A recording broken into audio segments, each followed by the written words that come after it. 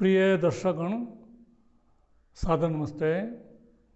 आज हम जीवनी चालीसा के 19वें पात्र की जीवनी पर विचार करेंगे।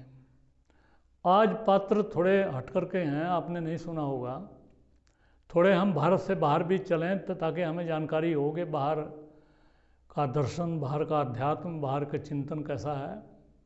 तो आज हम एक चीनी दार्शनिक कन्फ्यूशियस की जीवनी पर विचार करेंगे। ये कन्फ्यूशियस ये नैतिक शास्त्री हुए हैं। इनको अध्यात्म शास्त्र न कह करके ये चरित्र निर्माण तक, मैत्री तक, करुणा तक, सच्चरित्रता तक, इस तक ही इनका दर्शन था।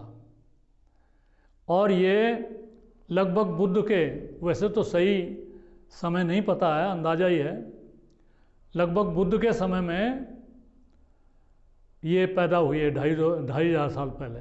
कुफू प्रांत में इनका जन्म हुआ। कुफू एक प्रांत है चीन में।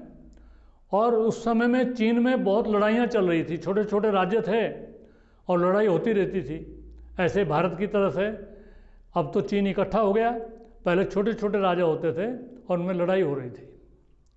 तो ऐसे समय में पैदा हुए, पढ़े लिखे, और ये सरकारी नौकरी में भी चले गए, मजिस्ट्रेट भी बन गए ये। और फिर किसी राजा के दरबार में भी कहीं रहे, अच्छे पद पर ये। लेकिन बाद में इन्होंने फिर प्रवचन करना प्रारंभ कर दिया और करुणा के ऊपर इनका बहुत जोर था। और ये ईमानदारी को बहुत पसंद करते थे। इनके प्रवचन लोग सुनते थे और इन्होंने कोई पुस्तक कोई नहीं लिखी, वो प्रवचन के आधार पर ही, बड़े प्रेरक इनके प्रवचन होते थे। प्रवचन के आधार पर ही इनका एक धर्म बन गया, इसको मानने वाले बन गए लोग। बहुत इनके समर्थक हो गए और बहुत इनकी बातों को मानने लगे। पूरे चीन में काफ़ी इनका प्रभाव हो गया। और आज भी चीन में कन्फ्यूशियस का सबसे ज़्यादा प्रभाव कन्फ्यूशियस का है। दूसरे नंबर पर लाओ त्से का है। एक और वहाँ दार्शनिक हुए, लाओ त्से। वो इनसे ऊंचे स्तर के दार्शनिक हुए। वो आत्मा की, परमात्मा की बात करते थे। ये तो केवल नैतिकता तक ही थे, लेकिन प्रभाव इनका ज़्यादा है। और तीसरा प्रभाव वहाँ बुद्ध धर्म का भी है।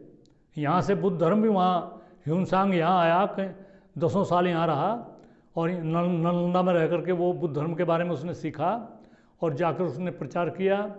अशोक के जो पुत्र पुत्री थी, महेंद्रा और संघमित्रा, उन्होंने भी बुद्ध धर्म का प्रचार किया।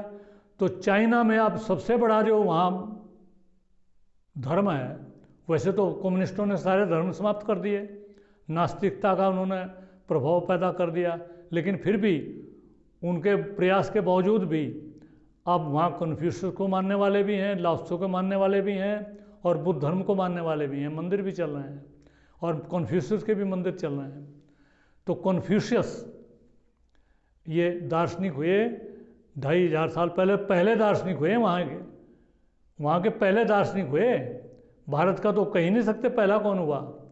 भारत तो अनादिकाल से यहाँ पर ये आध्यात्मिक परंपरा है, वेद काल से ही।